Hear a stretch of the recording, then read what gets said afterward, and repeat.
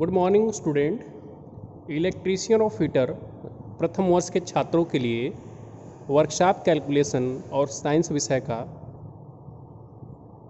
अध्याय 12 हम लोग पढ़ रहे हैं। अध्याय 12 का आज ये 12वां वीडियो क्लास आपके लिए अपलोड किया जाएगा। इससे पहले कि जो 11 वीडियो क्लास हुए हैं उसमें हमने विभिन्न प्रकार के ज्यामितीय आकृतियों के बारे में पूरा डिटेल अर्थात विस्तृत अध्ययन किया था, जिसमें हमने वर्ग के सभी प्रॉपर्टी आपको बताए, आयत के सभी प्रॉपर्टी आपको बताए, वर्ग और आयत में क्या अंतर होता है ये बताया गया, फिर समांतर चतुर्भुज की सारे गुणों को बताया गया और फिर आयत और समांतर चतुर्भुज में मेन अंतर क्या होता है ये आपको बताया गया। इसके बाद हमने वर्ग, आयत और समांतर चतुर्भुज का परिमाप, विकर्ण और क्षेत्रफल जो परीक्षा में प्रश्न आते हैं उनके लिए ये सब सीखा गया और आपको सिखाया गया। इन पे आपको असाइनमेंट के प्रश्न भी बारी बारी से एक सीक्वेंस में दिए गए। जैसे आपको जब वर्ग पढ़ाया गया तो केवल वर्ग के असाइनमेंट दिए गए, जब आयत पढ़ाया गया तो केवल आयत के असाइनमेंट दिए गए और जब समांतर चतुर्भुज पढ़ाया गया तो केवल समांतर चतुर्भुज के असाइनमेंट दिए गए। और ऐसा इसलिए किया गया कि आपको कोई ऐसा न कि कमी न लगे कि हमें इस तरह के या इस प्रोजेक्ट पे हमें बहुत कम असाइनमेंट मिला है हल करने के लिए। तो आपको सब कुछ समझाया गया है। उसके बाद आपको त्रिभुज के बारे में बताया गया, त्रिभुज के सभी प्रकार के बारे में चर्चा की गई। त्रिभुज का जो मेन गुण होता है वो बताया गया।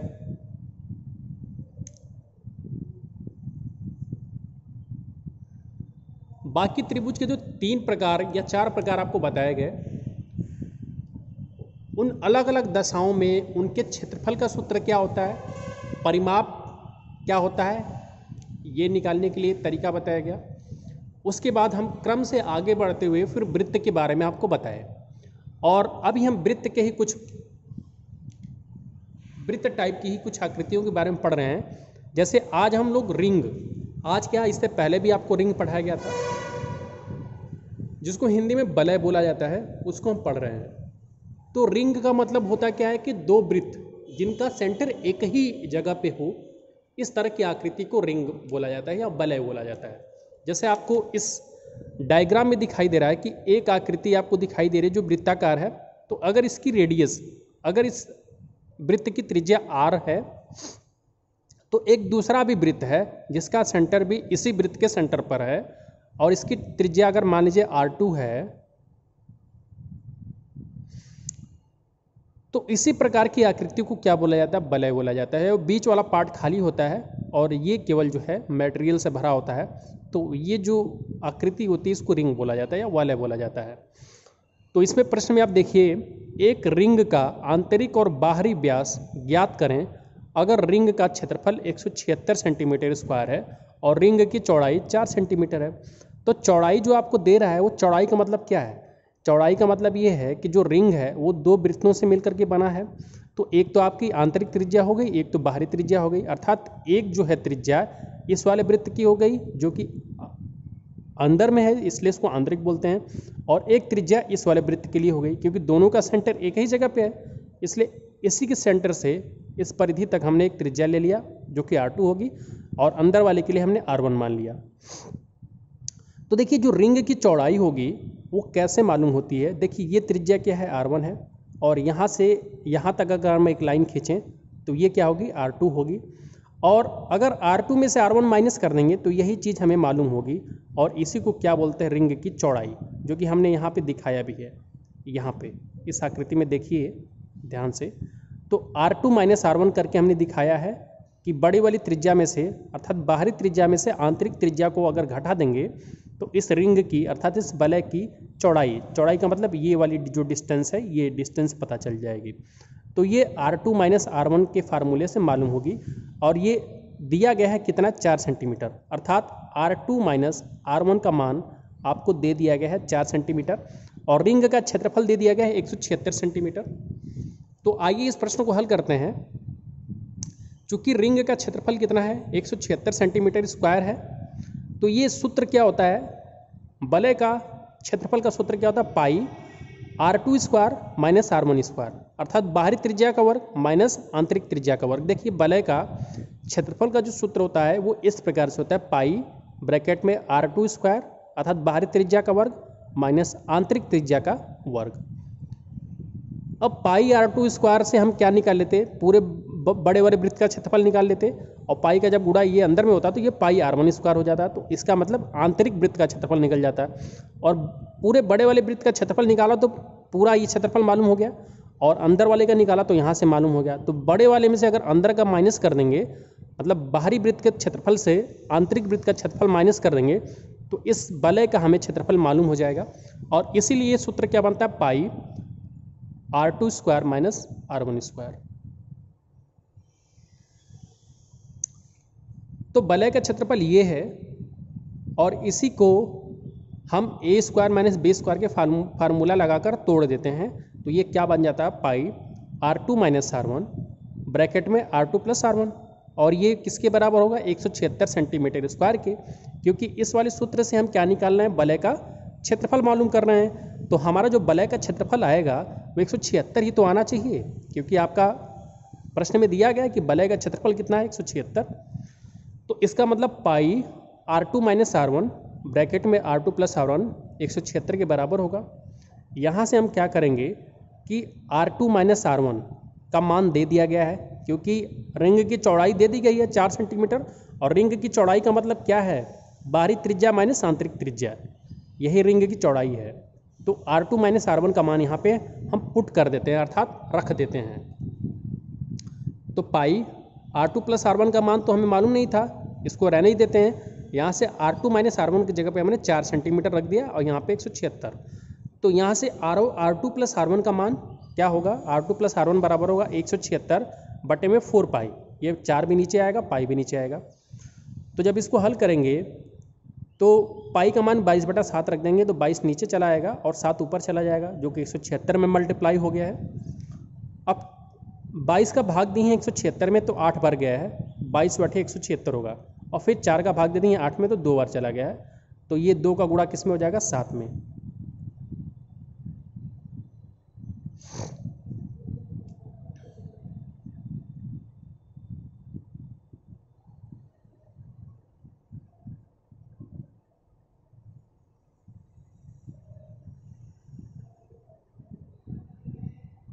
यहाँ पे थोड़ी सी गलती हो रही है, आप इसको ध्यान दे लीजिए।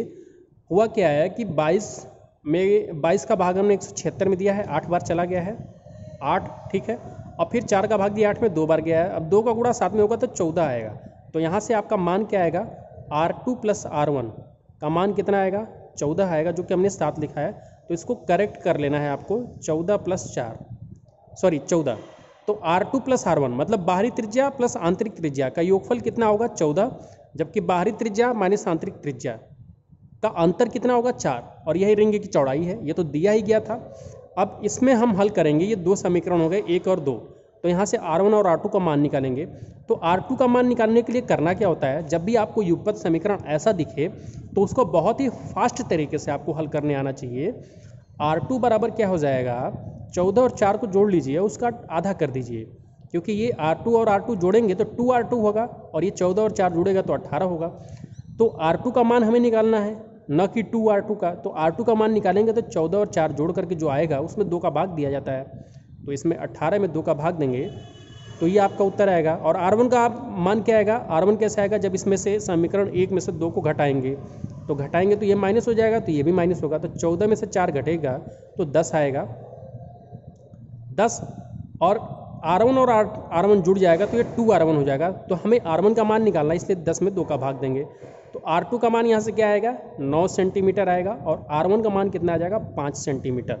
तो यहाँ से आंतरिक त्रिज्या हमें पता चल गई कि ये जो वृत्त, ये जो रिंग दिया गया था, इस रिंग का जो आंतरिक वृत्त है उसकी त्रिज्या कितनी है, 5 सेंटीमीटर, और ये जो रिंग है, तो जो रिंग का बाहरी वृत्त है उसकी त्रिज्या कितनी है, 9 सेंटीमीटर।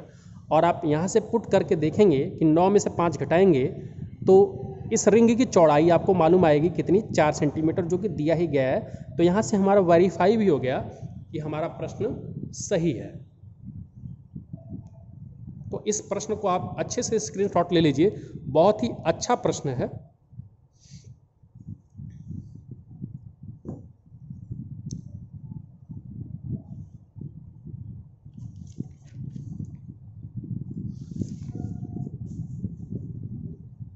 अब देखिए ध्यान से, आपको रिंग का आंतरिक व्यास पूछा गया था जबकि हमने त्रिज्या निकाला था। तो आंतरिक व्यास मतलब अंदर वाले वृत्त का जो रिंग है उसमें एक अंदर वृत्त है, एक बाहरी वृत्त है। तो अंदर वाले वृत्त का व्यास क्या होगा?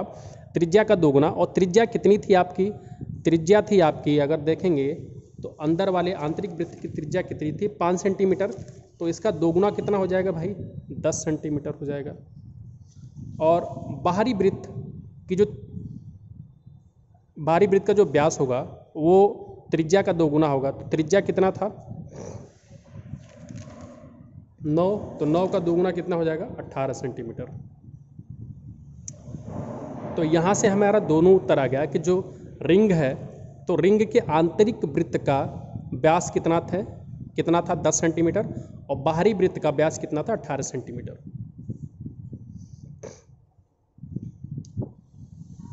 अब अगला प्रश्न है कि यदि एक 12 mm व्यास के बार को एक रिंग के आकार में जिसका व्यास 150 mm है में मोड़ा जाए तो बार की लंबाई ज्ञात करिए। अब बार क्या होता है आपको दिखा देते हैं। ये कोई मान लीजिए सिलिंड्रिकल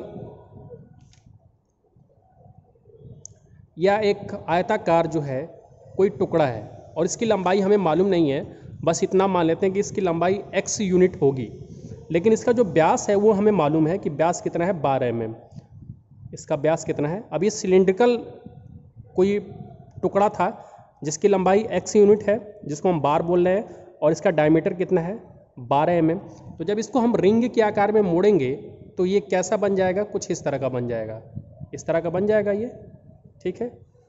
तो एक बात ये ध्यान दीजिए कि जब इसको हम रिंग के आकार में मोड़ेंगे तो ये जो रिंग की चौड़ाई होगी वो कितने के बराबर होगी?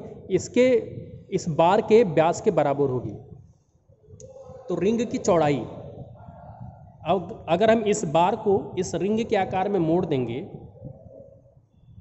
तो इसका जितना भी व्यास है उतना ही इसकी क्या होगी? चौड़ाई होगी। अर्थात यहाँ से यहाँ तक की जो दूरी होगी, अर्थात बाहरी वृत्त और आंतरिक वृत्त के जो बीच की दूरी होगी वो 12 mm के बराबर होगी। तो हमें ये पता करना है कि इस प्रकार का जो है रिंग बनाने के लिए इस बार की लंबाई कितनी होनी चाहिए थी। तो हम मान लेते हैं कि इस प्रकार का रिंग बनाने के लिए बार की लंबाई x यूनिट होनी चाहिए थी। अब हम वो निकालते हैं, कैसे निकलेगा? तो इसको आप ध्यान से देखते जाइए अब कि रिंग जो है, इस बार से अगर रिंग बनाएंगे तो जो रिंग का आंतरिक व्यास होगा वो आपको प्रश्न में दिया गया है कि आंतरिक व्यास 150 mm का होना चाहिए। आप प्रश्न ध्यान से पढ़िए कि यदि एक 12 mm व्यास के बार को एक रिंग के आकार में जिसका आंतरिक व्यास 150 mm है, अर्थात जब इसको हम रिंग के आकार में मोड़ रहे हैं तो ये जो अंदर वाला वृत्त होगा,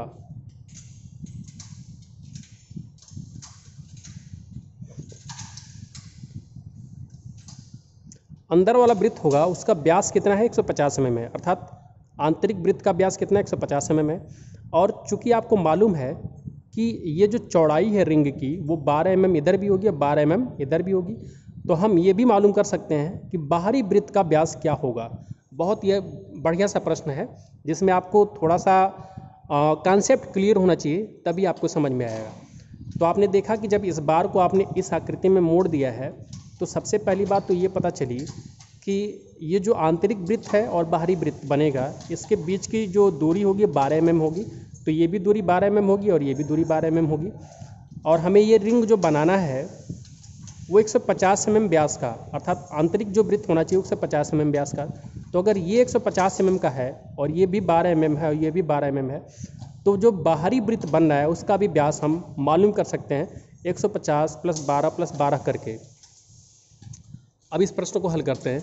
तो रिंग का आंतरिक व्यास 150 mm, तो रिंग का बाहरी व्यास क्या होगा?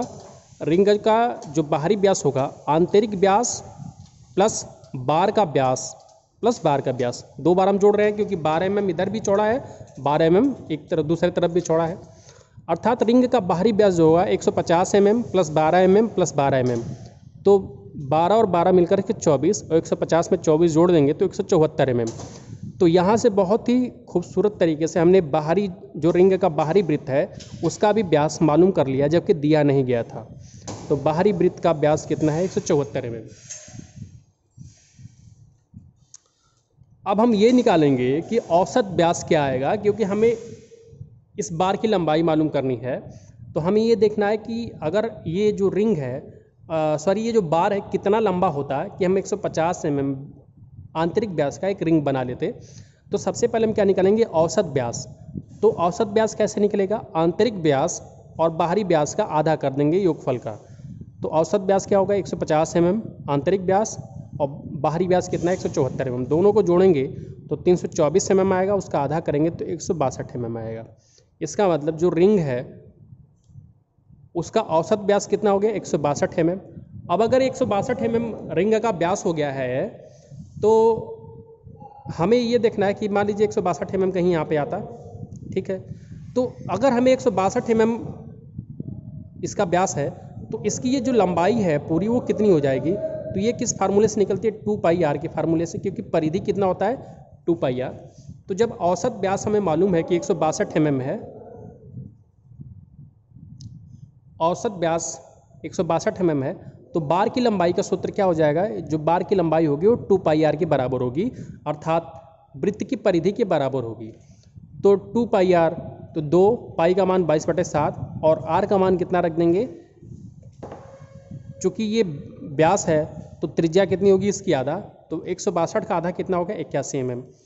तो त्रिज्या बराबर कितना हो गया, 181 mm। तो हमें बार की लंबाई निकालना था जो कि 2πr के फार्मूले से निकल आएगी। तो 2 पाई का मान 22/7 और त्रिज्या का मान 81 mm ये रख दिया। तो यहाँ से पाई का मान हम 22 में 7 का भाग देंगे तो 3.14 ही आएगा, और 81 में 2 का गुणा कर लेंगे तो 168 mm हो जाएगा। और जब हम फिर 168 में 3.14 का गुणा करेंगे तो 527.52 mm आ जाएगा। तो ये जो 527.52 mm आया है ये क्या चीज़ है, ये आपके जो है बार की लंबाई है। और इतना लंबा अगर बार होगा तो उससे अगर आप एक रिंग लपेट कर बनाएंगे तो जो रिंग होगा उसका आंतरिक व्यास कितना हो जाएगा, 150 mm का मिल जाएगा। तो आज की इस वीडियो में इतना ही। वीडियो देखने के लिए आपको धन्यवाद।